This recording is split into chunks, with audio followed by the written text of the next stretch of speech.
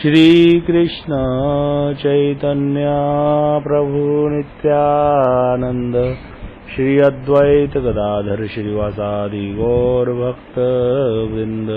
हरे कृष्ण कृष्ण कृष्ण हरे हरे, हरे राम राम राम हरे हरे। हरि बोल। हरे कृष्ण। मैं सबसे पहले अपने गुरुपाद पद्म नित्य लीला प्रविष्टों विष्णुपाद अष्टोत्तर श्री श्रीमद भक्ति विज्ञान भारती गोसाई महाराज जी एवं नित्य लीला प्रविष्टों विष्णुपाद अष्टोत्तर श्री श्रीमद भक्ति विधान श्री नारायण गोसाई महाराज जी के अभय चरण कमलों में दंडवत प्रणाम अर्पित करता हूँ। तत्पश्चात शिक्षा गुरुदेव पूज्यपाद परमेश्वर प्रभु जी, पूज्यपाद बाबा महाराज, पूज्यपाद भक्ति विधान श्रीधर महाराज जी के चरणों में मेरा दंडवत प्रणाम। समस्त भक्तवृंद, मातृवृंद, श्रोतृवृंद सबके चरणों में मेरा यथा योग्य दंडवत प्रणाम।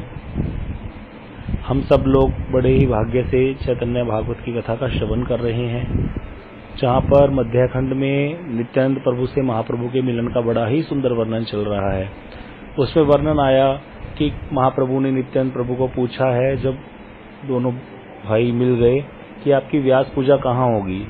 तो नित्यानंद प्रभु महाप्रभु के इंगित को समझ करके बोलते हैं कि इन्हीं पंडित जी के घर में, श्रीवास जी के घर में मेरी पूजा होगी। उसके बाद महाप्रभु नित्यानंद प्रभु को लेकर के श्रीवास जी के घर चले गए। अभी ये एक दिन पहले की बात है कि उनके घर में कीर्तन शुरू हो गया। कीर्तन शुरू हुआ किवाड़ बंद करके, तो बहुत ही दोनों भाई निताई और निमाई बहुत ही सुंदर नृत्य किया। उसके बाद महाप्रभु ने सोचा कि मैं नित्यानंद प्रभु के स्वरूप को प्रकाशित करूं सबके सामने कि नित्यानंद प्रभु कौन है। तो महाप्रभु स्वयं बलदेव प्रभु के आवेश में आ गए और हल मुसल मांगने लगे और वारुणी मांगने लगे, मधुरिया लाओ। तो फिर क्या हुआ, जब वारुणी पुकारने लगे तो भक्त को तो पता नहीं ये कौन सी वारुणी, कौन सी उसकी बात कर रहे हैं। तो इस तरह से भक्तों ने क्या किया, आपस में सबने मंत्रणा करके एक बड़ा घड़ा गंगा जल का भर के दे दिया प्रभु को। और प्रभु क्या सोच रहे हैं कि मैं कादम्बरी ही पी रहा हूँ। ये एक विशेष प्रकार का एक रस होता है। तो अब यहाँ पर सारे भक्त जो हैं वो बलदेव प्रभु की स्तुति पढ़ने लगे, बलदेव आवेश में प्रभु की। और प्रभु क्या कर रहे हैं, निरंतर नाड़ा नाड़ा पुकारने लगे। आज प्रभु ने सोचा वो अद्वैताचार्य जी को भी प्रकाशित कर ही दूं, ये कौन है। तो यहाँ पे जब नाड़ा नाड़ा पुकारने लगे, अब भक्त नहीं समझ पा रहे अद्वैता कि ये नाड़ा क्या है। तो भक्तों ने पूछा, प्रभु आप किसको पुकार रहे हैं। तो महाप्रभु कहते हैं कि ये वही अद्वैताचार्य जिसको आप कहते हो, उसी को नाड़ा, यही नाड़ा है, इसके लिए ही मेरा अवतार हुआ है। ये नाड़ा मुझे वैकुंठ से ले आया और अब हरिदास को लेकर के जाने कहाँ चुप करके बैठ गया। क्योंकि अद्वैताचार्य जी ने क्या किया था, शांतिपुर चले गए थे कि अगर मेरे प्रभु हैं तो मुझे अवश्य ही पहचान लेंगे। तो अब महाप्रभु कहते हैं कि संकीर्तन को शुरू करने के लिए तो मेरा अवतार हुआ है और मैं घर घर में क्या करूंगा, संकीर्तन का प्रचार करूंगा।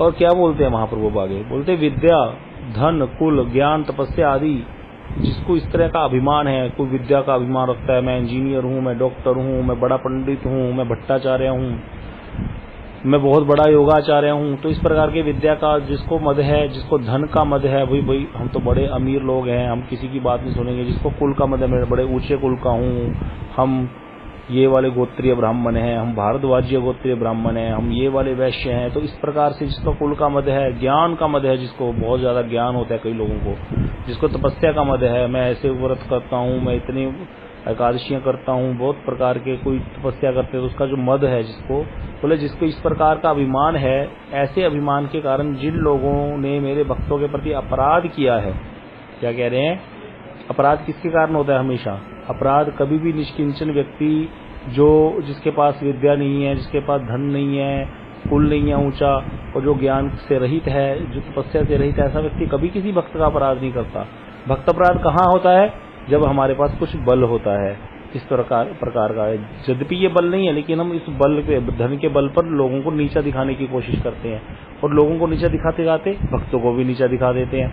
इसीलिए बता रहे हैं महाप्रभु की जो ऐसे विद्या के मद में अंधे हैं, जो धन के मद में अंधे हैं, कुल के मद में अंधे हैं, ज्ञान के, तपस्या आदि के मद में अंधे हैं, जिनको अभिमान हो गया है, ऐसे लोग, वो मेरे भक्तों के प्रति अपराध जिन्होंने किया है, ऐसे लोगों में से उन लोगों को मैं अपना यह प्रेम भक्ति योग कभी भी प्रदान नहीं करूंगा। इसीलिए ये बात बहुत विशेष ध्यान देने वाली है कि अगर हम लोग साधन भजन कर रहे हैं, हम लोग माला करते हैं, सारा दिन सुबह से लेकर शाम तक साधन भजन में लगे रहते हैं, लेकिन अगर भक्त अपराध हो रहा है तो कुछ भी नहीं मिलेगा। महाप्रभु ने साफ बोल दिया कि विद्या कुल धन ज्ञान तपस्यार मदे मोर भक्त स्थान इजार आचे अपराधे से अधम सवारे ना दीमु प्रेम योग नगरीय प्रेम दिमु ब्रह्मादिर भोग। कहते उनको तो कुछ नहीं दूंगा, लेकिन इनको छोड़ करके, जो ऐसे अपराधी हैं उनको छोड़ करके जो बाकी लोग हैं नगरवासी हैं, उनको मैं ब्रह्मा के लिए भी जो प्रेम दुर्लभ है, जो प्रेम ब्रह्मा जी को भी नहीं मिल सकता, इतनी जो सत्य लोक में रहने वाले ब्रह्मा जी जो भगवान के इतने निकट हैं, उनको भी जो मैं भक्ति योग नहीं देता, उनको भी जो मैं प्रेम योग नहीं देता, वो उन नगरवासियों को दे दूंगा। बाकी जो बचे हुए लोग हैं, जो निष्किंचन हैं, मतलब सरल हृदय के हैं। तो इसीलिए भक्ति मार्ग में ये बहुत बड़ी विशेष बात है कि हमारी आंख, हमारी गर्दन हर समय वैष्णव के आगे झुकी रहे। हम हमेशा वैष्णव को प्रणाम करें, उनके अनुगत्य में ही चलें, तभी संतुष्टि, उनकी संतुष्टि से ही हम आगे बढ़ें। अगर वैष्णव संतुष्ट नहीं है, हमारा साधन भजन सब राख में हवन है, तो राख में बैठ करके कोई व्यक्ति आहुतियां डाल रहा है, उसको कुछ भी हासिल होगा नहीं, वो हवन कहलाएगा ही नहीं। तो इतना साधन भजन करने पर भी अगर भक्त अपराध हो गया, किसी भक्त की संतुष्टि चली गई, तो फिर सारा कुछ खत्म हो गया। महाप्रभु बिल्कुल भी उसको स्वीकार नहीं करेंगे। तो महाप्रभु ने यहाँ पे बोल दिया कि क्या करना है। इसीलिए महाप्रभु ने क्या किया, अभी नित्यानंद प्रभु आए हैं ना, नित्यानंद प्रभु तो बलदेव प्रभु हैं, और ये अभी नित्यानंद प्रभु क्या है, प्रेम में मत हैं बिल्कुल भगवान के। और यहाँ पर कुछ ऐसी ऐसी जो है उनकी द्वारा लीलाएं होंगी जहाँ पर उनको देख करके किसी व्यक्ति को शंका हो सकती है। तो इसीलिए महाप्रभु पहले ही सावधान कर रहे हैं कि भैया विद्या के मद में, धन के मद में, कुल के मद में, ज्ञान और तपस्या के मद में कहीं भगवान नित्यानंद प्रभु का अपराध ना कर लेना तुम लोग, और या किसी अन्य मेरे भक्त का अपराध ना कर देना। जो भी कोई व्यक्ति ऐसे मेरे भक्त का अपराध करेगा उसको मैं प्रेम भक्ति योग नहीं दूंगा। बाकी जो नगरवासी हैं बचे हुए, उनको तो मैं वैसा वाला प्रेम भी दे दूंगा जो ब्रह्मा जी के लिए भी दुर्लभ है। ये बात भगवान कह रहे हैं।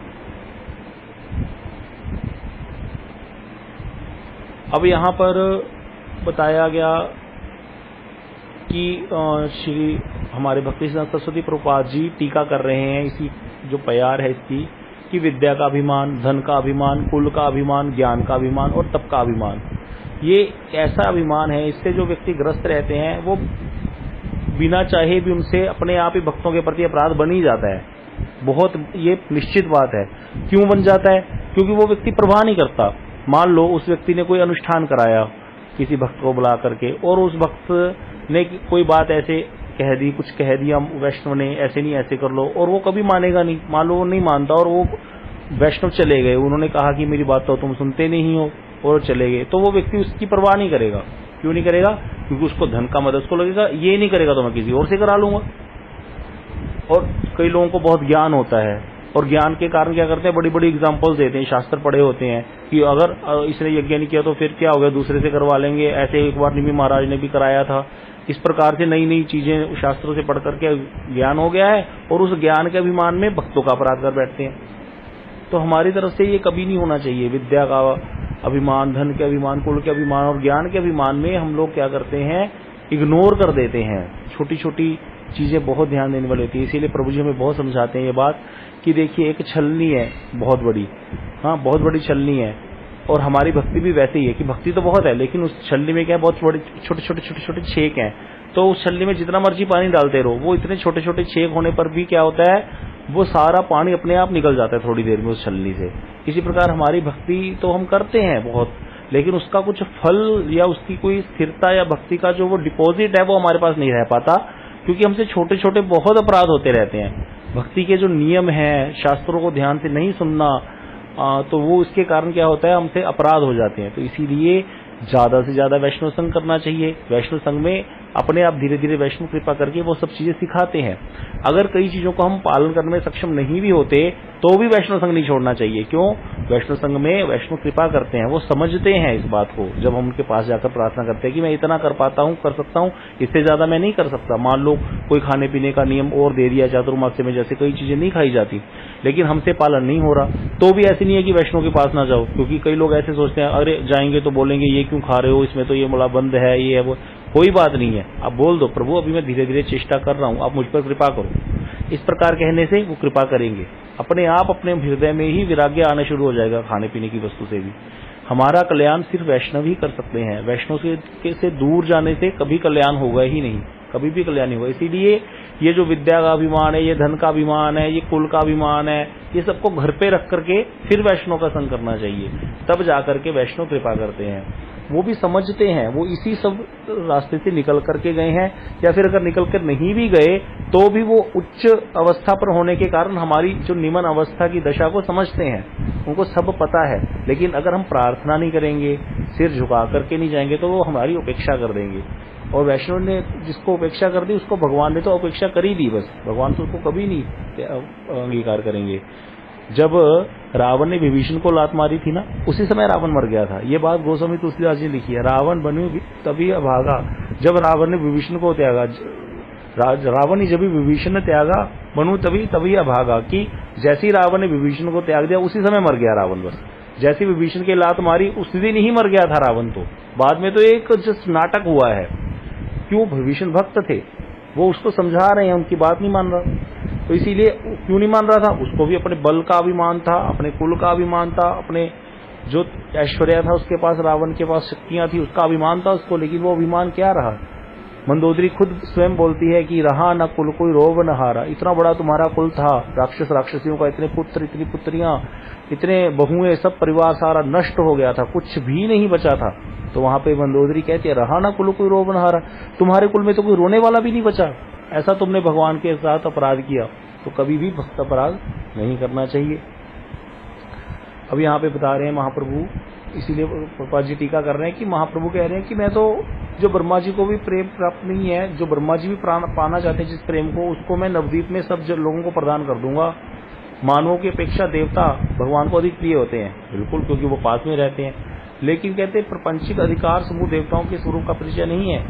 जो सभी देवता भगवान की आराधना करते हैं और भगवत विषयों के प्रीति के तारतम्य के अनुसार उनमें उत्कृष्टता और निकृष्टता देखी जाती है। मतलब जितने भी देवता है भगवान का भजन करते हैं, और जो देवता ज्यादा भगवान का भजन करता है उतना ही वो भगवान के निकट है। जैसे लक्ष्मी देवी है, बोले लक्ष्मी देवी से कौन सी संप्रदाय चली? श्री संप्रदाय चली। चतुर्मुख ब्रह्मा से ब्रह्म मध्व गौड़ीय संप्रदाय चली। और रुद्रदेव भगवान शिव से विष्णु संप्रदाय चली। और चतुर्सन ब्रह्मा जी के 4 पुत्र हैं, उनसे निबार संप्रदाय की उत्पत्ति हुई है।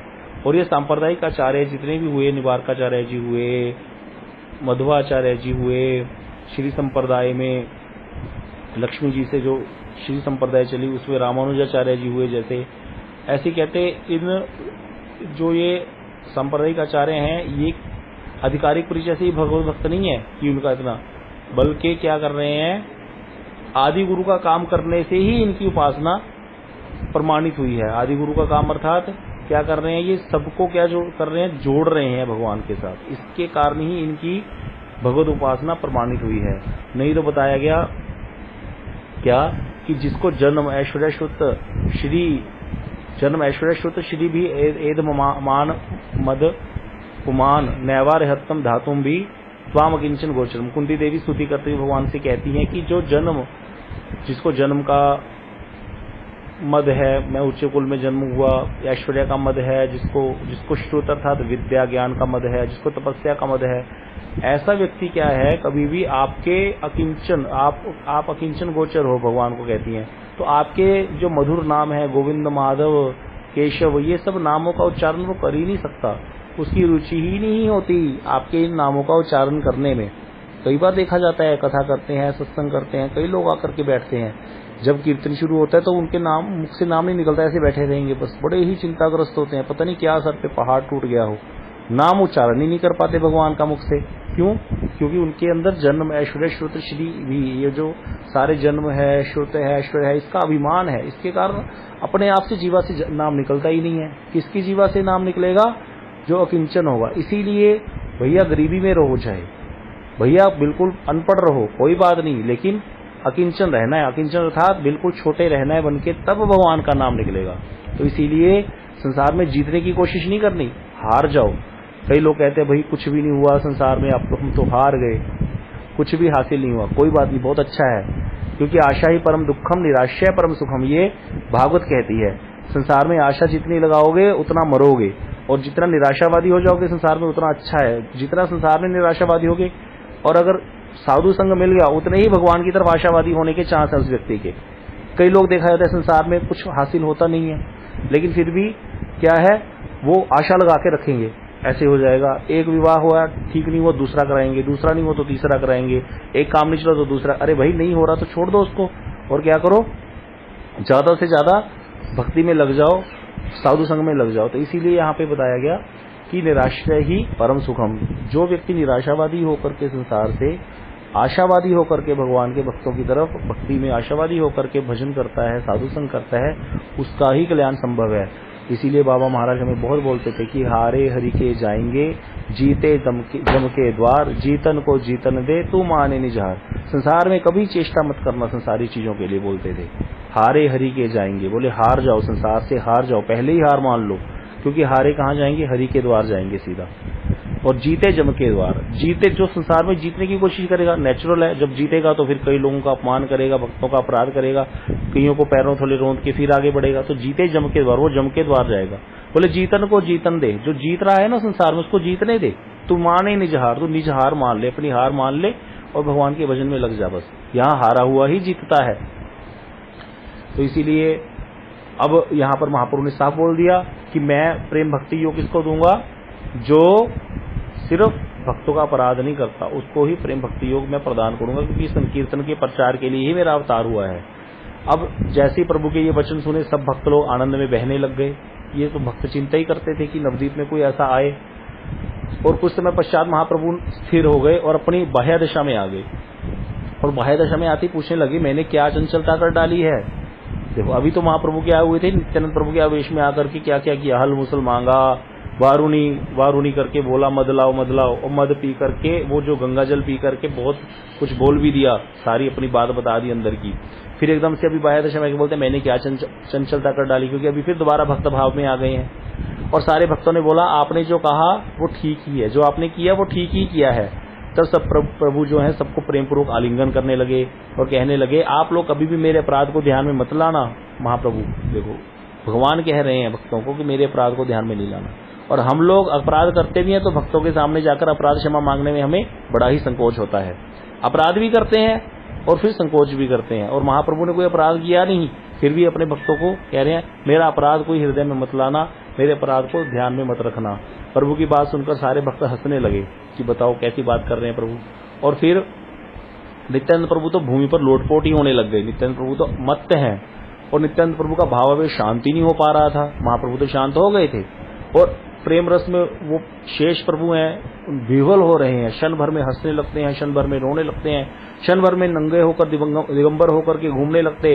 और इस प्रकार से बाल्य भाव से सारा उनका जो अंग है परिपूर्ण हो गया। कहीं दंड पड़ा हुआ है, कहीं कमंडल पड़ा हुआ है उनका, और कहीं वस्त्र गिर गए हैं, किसी चीज का कोई ठिकाना ही नहीं है। और महाधीर नित्यानंद प्रभु, बहुत ही धीर हैं नित्यानंद प्रभु, ऐसे धीर गंभीर हैं। लेकिन वो आज क्या हो गए हैं, अपने प्रेमास्पद महाप्रभु को पाकर के अत्यंत चंचल हो गए हैं। तब प्रभु ने स्वयं उनको पकड़ करके स्थिर किया, पकड़ लिया हाथ में। बस महाप्रभु ही हैं जो नित्यानंद प्रभु को पकड़ सकते हैं, उनको जो है संभाल सकते हैं। क्यों कहते नित्यानंद प्रभु कैसे हैं? नित्यानंद प्रभु मतवाले सिंह की तरह हैं। अब मतवाला सिंह जो है वो कैसे वश में आता है? वो आता है एक छोटा सा अंकुश होता है महावर के पास, हाथी के पास। हाथी को जो चलाते हैं महावर, उनके पास एक छोटा सा अंकुश होता है। वो अंकुश उसके माथे पर ऐसी एक जगह होती है हाथी के, वहां पे मारते हैं तो वो एकदम से काबू में आ जाता है। तो बोल रहे ये नित्यानंद प्रभु भी एक मतवाले हाथी की तरह है। तो ये नित्यानंद प्रभु रूपी जो मतवाला हाथी है, जो मतवाले सिंह है, इनकी तरफ केवल चैतन्य महाप्रभु के वचन रूपी अंकुश को ही मानते हैं। ये नित्यानंद प्रभु किनको मानते हैं? चैतन्य महाप्रभु जी के वचन रूपी अंकुश। मतलब यहाँ पे अंकुश क्या है? जैसे हाथी को करने के लिए अंकुश चाहिए, तो यहाँ पे महाप्रभु के वचन ही अंकुश हैं और किसी के नहीं। तो इतने में महाप्रभु ने क्या बोला वचनों से? शांत हो जाओ श्रीपाद, इतना बोला। कल तो आप व्यास पूजा करना चाहते हैं, अजय ये तो आज एक दिन पहले का दिन है व्यास पूजा के भी, जो कीर्तन चल रहा था। तो महाप्रभु ने कहा शांत हो जाओ श्रीपाद, कल तो आप व्यास पूजा करना चाहते हैं। इस प्रकार प्रभु ने उनको स्थिर किया और अपने घर चले गए। और फिर क्या हुआ, श्रीवास जी के घर में सारे भक्त आए हुए थे, सबने अपने अपने घर के लिए प्रस्थान किया। नित्यानंद प्रभु श्रीवास जी के घर में ही रह गए। और कुछ रात होने पर नित्यानंद प्रभु ने फिर हुंकार कर दी, एकदम से हुंकार करते हुए अपने दंड और कमंडल को तोड़ दिया।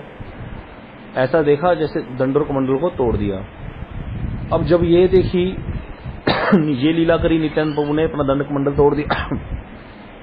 अब बता रहे हैं कि ईश्वर के इस अखंड चरित्र को कौन समझ सकता है कि उन्होंने अपना दंड कमंडल क्यों तोड़ा। नित्यानंद प्रभु ने पहले क्या किया था, संन्यास वेश लिया हुआ था, दंड धारण करते थे, कमंडल धारण करते थे। अब जहां महाप्रभु को मिले हैं और रात में आज शिवाज जी के घर में रुके हैं, चंचलता प्रकट करते हुए दंड कमंडल तोड़ दिया। पहले तो सन्यासी थे, बड़े ही धीर गंभीर रहते थे इससे पहले। तो प्रातःकाल उठकर रामाई पंडित, कौन है ये, शिवाज जी के भाई, रामाई पंडित ने देखा कि दंड कमंडल तो टूटा पड़ा है। वो तो बड़े हैरान हो गए, क्योंकि ये बातें साधारण जगत में बहुत बड़ी बड़ी मानी जाती हैं कि भाई सन्यासी होकर के दंड तोड़ दिया, अपना कमंडल तोड़ दिया।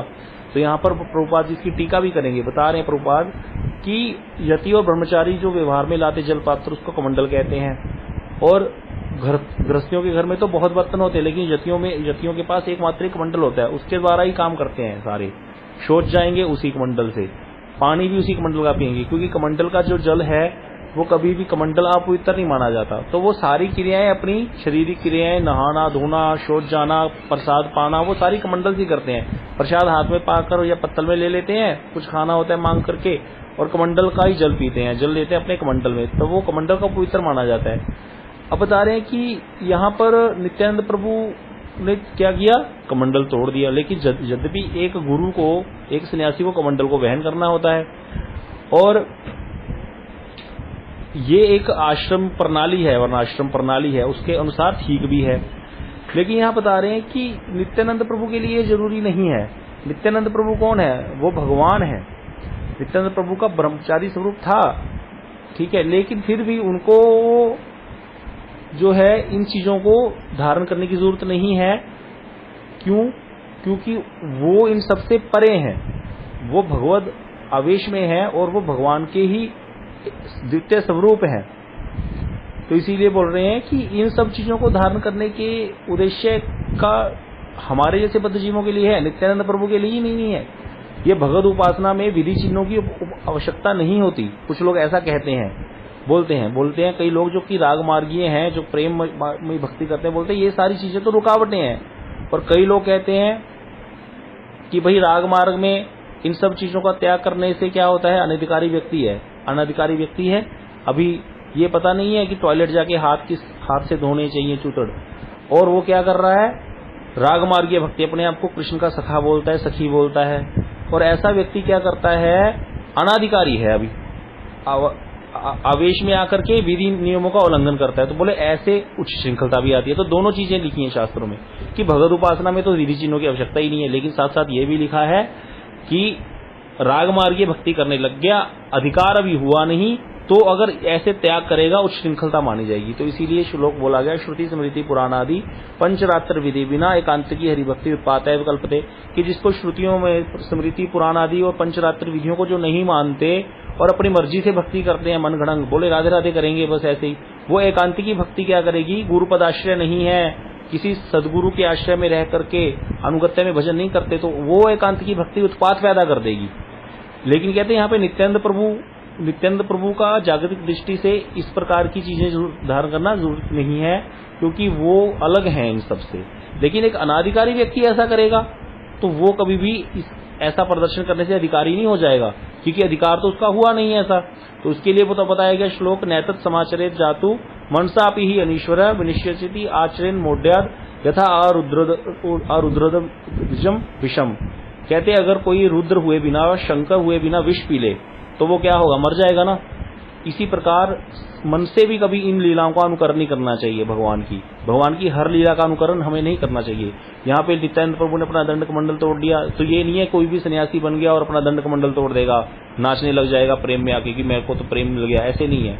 बोले क्यों, बोले विनश्यति आश्रित मोड्याद, उसका विनाश हो जाएगा। बोले क्यों, इसकी एक घटना भी आती है। बोले कोई व्यक्ति अरुद्र है, अर्थात अभी रुद्र हुआ नहीं, मतलब उसको ऐसी योग्यता नहीं मिली कि वो शिवजी बन गया, शिवजी जैसा उसके अंदर मतलब सहन शक्ति आई नहीं, तो वो अरुद्र होकर के विष पी लेगा तो क्या होगा, मरेगा ना। लेकिन शिवजी ने विष पिया तो क्या हुआ, वो नीलकंठ कहलाए और नीचे भी नहीं जाने दिया गले से, गले में ही रख लिया, नीलकंठ महादेव के नाम से विख्यात हो गए।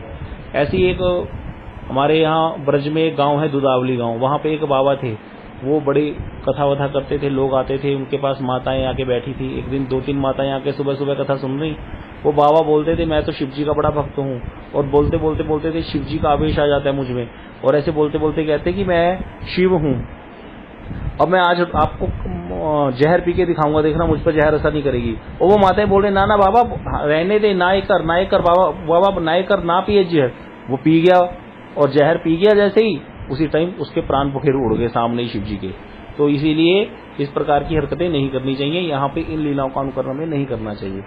तो यहाँ पे बता रहे हैं, वो रामाई पंडित तो बड़े विस्मित रह गए। रामाई पंडित ने तुरंत जाकर श्रीनिवास पंडित जी को सारी बात बताई। तो श्रीनिवास पंडित जी ने कहा तुरंत जाओ, जाकर के प्रभु को सारी बात बता दो। महाप्रभु जी को प्रभु के पास जाओ, उनके घर जाओ, जगन्नाथ मिश्र जी के घर जाओ और उनको बता दो। और रामाई पंडित के मुख से जब प्रभु ने सारी बात सुनी तो वो उसी समय श्रीनिवास जी के घर में आए और देखा कि नित्यानंद प्रभु तो होश में ही नहीं है, हंसे जा रहे हैं, हा हा हंसे जा रहे हैं, अलग ही उनकी दशा है। प्रभु ने दंड को लिया अपने हाथ में, नित्यानंद प्रभु को साथ में लिया और गंगा स्नान के लिए चल दिए। अब क्या करें, श्रीनिवास भी सारे भक्त जितने थे वो भी सारे साथ साथ चल दिए गंगा स्नान को। और प्रभु ने क्या किया, दंड को नदी में बहा दिया, गंगा नदी में। जब गंगा नदी में बहा दिया और फिर क्या किया, नित्यानंद प्रभु को लेकर के स्नान करने लगे। तो नित्यानंद प्रभु हाथ छुड़ा करके चंचल होकर के किसी की बात ही नहीं मान रहे थे, गंगा जी में तैरने लग गए। प्रभु ने बहुत तर्जना की एकदम से फिर। और उसी समय क्या हुआ, नित्यानंद प्रभु एक मगरमच्छ को देखा गंगा जी में, और मगरमच्छ को देख करके उसको पकड़ने के लिए जा रहे थे। तो गदाधर और श्रीनिवास तो हाय हाय करने लगे, लेकिन नित्यानंद प्रभु तो निर्भय होकर गंगा जी में तैरते रहे। और महाप्रभु के कहने से ही कुछ वो स्थिर हुए। जब महाप्रभु ने तर्जना की कि ठहर जाओ, तो विश्वम्भर ने पुकारकर नित्यानंद प्रभु से कहा कि जाओ जल्दी जाकर, अभी आज व्यास पूजा का समय है, जाकर शीघ्र ही व्यास पूजा करो। चलो व्यास पूजा था, व्यास देव जी की पूजा करनी थी। नित्यानंद प्रभु ने बोला था कि इन्हीं पंडित के घर में हमारी हम व्यास पूजा करेंगे। अब प्रभु के वचन सुनकर नित्यानंद प्रभु जल से निकल आए और स्नान करके प्रभु के साथ घर आ गए। और सारे भक्त वहां इकट्ठे हो गए थे, कृष्ण कीर्तन चल रहा था। श्रीनिवास पंडित जी तो व्यास पूजा के आचार्य थे, उन्होंने सारी तैयारी करके रखी थी, व्यास देव जी का चित्र और सारा महाप्रभु की आज्ञा से सब कार्य कर रहे थे। भक्तजन बड़ा ही मधुर मधुर कीर्तन कर रहे थे, महामंत्र गा रहे थे, अलग अलग प्रकार के कृष्णाय गोविंदाय बड़े सुंदर सुंदर नामों का उच्चारण कर रहे थे भगवान का। पर श्रीनिवास जी का घर क्या बना हुआ था, वैकुंठ धाम। जिस घर में भगवान का कीर्तन होता है वो घर नहीं है, वो भगवान का धाम बन जाता है। ये श्लोक हमारे शिव भक्तिविनोद ठाकुर ने लिखा है, जे दिन गृहे भजन देखी गृहे ते गोलोक भाई। जिस दिन घर में भजन होगा वो घर नहीं है, वो घर वैकुंठ लोक बन जाता है। तो श्रीनिवास पंडित जी सारे शास्त्रों के ज्ञाता थे, उन्होंने शास्त्रों की विधि के अनुसार सारी व्यास पूजा का पूरा अरेंजमेंट करके रखा हुआ था, क्योंकि महाप्रभु ने उनको पहले ही जैसे बता दिया था। फिर दिव्य गंध युक्त एक बड़ी सुंदर वनमाला लेकर नित्यानंद प्रभु के हाथ में देकर के श्रीनिवास पंडित जी बोले, सुनो नित्यानंद सुनो, यह माला लो और मंत्र पढ़कर व्यासदेव को नमस्कार करो। किसको बोल रहे हैं, श्रीनिवास जी बोल रहे हैं माला देकर के नित्यानंद प्रभु को कि आज व्यास पूजा है, गुरु पूर्णिमा है, व्यासदेव जी का जन्मदिन होता है उस दिन, जिन्होंने श्रीमद् भागवतम की रचना की, अन्य अन्य पुराणों की रचना की है। तो आप ये मंत्र पढ़ो और व्यासदेव जी को नमस्कार करो, उनको माला पहना दो। तो बोलते हैं शास्त्र की ऐसी विधि है कि माला स्वयं चढ़ानी चाहिए, व्यासदेव जी के प्रसन्न होने पर सारी वस्तुएं मिल जाएंगी। कौन बोल रहे हैं, श्रीनिवास जी बोल रहे हैं नित्यानंद प्रभु को। अब नित्यानंद प्रभु क्या है, वो तो अपनी मस्ती में है। नित्यानंद प्रभु ने जो भी कुछ भी सुना, पता नहीं सुना कि नहीं सुना, बस हाँ कर रही है, हाँ ठीक है। कौन से मंत्र का पाठ करें उनकी समझ में ही नहीं आ रहा था, मौन खड़े रहे। अब धीरे धीरे मुंह में कुछ बोले जा रहे हैं, किसी को समझ में ही नहीं आ रहा क्या बोल रहे हैं। नित्यानंद प्रभु तो आवेश में है। अब माला हाथ में लेकर के बहुत देर तक चारों ओर देख रहे हैं, इधर उधर। व्यासदेव जी को माला ही नहीं पहना रहे। क्यों नहीं पहना रहे, क्योंकि उनको पता है साक्षात व्यासदेव जब यहाँ विराजमान है तो फिर मूर्ति पूजा कौन करेगा। साक्षात व्यासदेव कौन है, स्वयं चैतन्य महाप्रभु। व्यासदेव जी किनके अवतार है, भगवान के अवतार है, और भगवान स्वयं चैतन्य महाप्रभु के रूप में यहाँ प्रकट है। अब यहाँ पे नित्यानंद प्रभु अब महाप्रभु को प्रकाशित करेंगे। अब इतने में श्रीनिवास जी तो बड़े ही उदार हैं, बड़े ही भक्त हैं, प्रभु को पुकारने लगे, प्रभु ये नित्यानंद प्रभु व्यास पूजा ही नहीं कर रहे, देखो कितना समय बीता जा रहा है, हाथ में माला लेकर खड़े हैं, मुंह में पता नहीं छोटे छोटे शब्दों में क्या धीरे धीरे बोले जा रहे हैं, समझ में नहीं आ रहा। श्रीनिवास के वचनों को सुनकर प्रभु एकदम से महाप्रभु नित्यानंद प्रभु के सामने आए, बोले नित्यानंद मेरी बात सुनो, माला अर्पण करके शीघ्र व्यास पूजा कर डालो। व्यास पूजा क्यों नहीं कर रहे। अब नित्यानंद प्रभु ने प्रभु विशंबर को देखा, महाप्रभु को देखा और माला उठाकर उनके मस्तक में अर्पण कर दी, होगी व्यास पूजा। यही तो वो करना चाहते थे। बड़ा ही सुंदर प्रसंग है। समय हो गया है, अभी अगली कथा हम अगले हफ्ते करेंगे। वांछा कल्पतरुभ्यश्च कृपा सिंधुभ्यश्च पतितानां पावनेभ्यो वैष्णवेभ्यो नमो नमः।